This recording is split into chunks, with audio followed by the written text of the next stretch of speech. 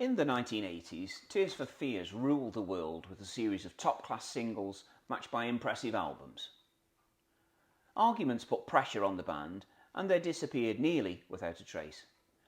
What a mad world it is for a new album to appear after 17 years. Will we be head over heels with the result? Just play the damned record. Hi there.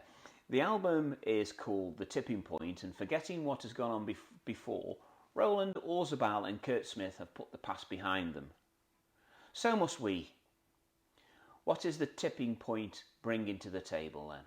Let's look at the tracks. No Small Thing starts the album and indeed started the rebuilding of the boys' relationship when they got together and just played with the freedom of knowing no interference from any record company at this point. It's a bluesy, folksy, 60s, 70s track that might have been sung by Johnny Cash or Bob Dylan, but a perfect starting point.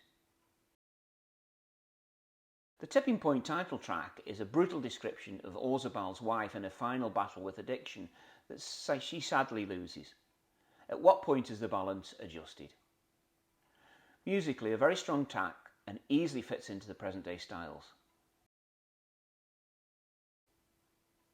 Long, Long, Long Time is a clever little track which is about being stuck in a relationship that is evaporating before your eyes, and again is a personal reference to the events that affected Roland and the death of his wife Caroline.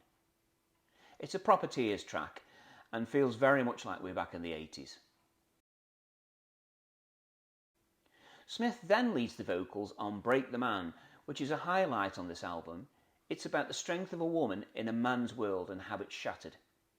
In recent interviews, Smith has indicated that the world would have a much greater balance and strength in such an environment, being himself in a home of strong females at present. My Demons has a real Depeche Mode feel to it, despite the maniacal sounding lyrics, and is extremely heavy on electronica. It tells of life being under constant scrutiny and is an examination of violent extremism. There are better tracks than this one though. Hey, question of the day. Which is your favourite track on the album and why? Pop your thoughts in the comments below. I do read all of your comments and are super excited to hear what you've got to say. On with the review. River of Mercy is a welcome change of pace, and this piano ballad was created and written by members of the touring band Charlton Pettus and Doug Petty. Perhaps the only track to reference the pandemic, it's a wonderful explanation to the contrasts of letting go and the various states of healing. There is more than passing reference to the issues that the US faced in the summer of 2020 also. While the orchestration that accompanies the simple piano does leave you wondering if it may have been part of the Beatles' Long and Winding Road, the lyrics make it decidedly Tears for Fears. Watch out for this track, as it could catch you out. Masterplan is another track that has shades of the Beatles within the arrangements, with Roland's voice having a strong resemblance to Lennon in passing. It's a better shot, aimed at previous management that looked at the band as more of a commodity rather than artists, and this comes through strongly in the lyrics.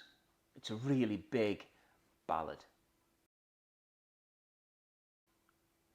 End of the Night is a huge step back into the height of the 80s with big electronics, drums and bass, and could have been performed by the Pet Shop Boys, for example. There is a military feeling to it. The track is the most poppy on the album and it has an annoyingly catchy chorus. Stay closes the standard edition of the album with a reworked track that was written years ago when Smith was considering leaving the band again, and his hauntingly empty ode to that's wholly enveloping and moving. It's a suitably correct track to finish the album.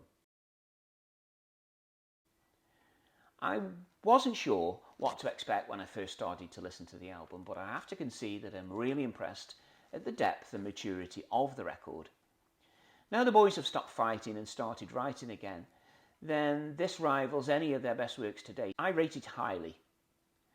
Some of the subject matter handles is incredibly delicate and certainly not everything worked 100%, but I love listening to this. I give the Tipping Point 8 out of 10 and hope the boys enjoy the success the album warrants. Remember, this is just my personal opinion on the album, so feel free to disagree in the comments below. I hope you've enjoyed this review. If you had, could you press the like button and also consider hitting the subscribe button and the notification bell, and you will get a notification when I release a new video to the channel.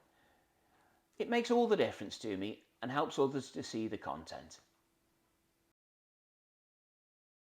Well done if you have gotten this far on my video. If you would like to see a different video where an 80s group is on the comeback trail, then please click on this video here. It's one of my favourites and I think you will like this one. Thanks for watching and see you again soon. Bye now.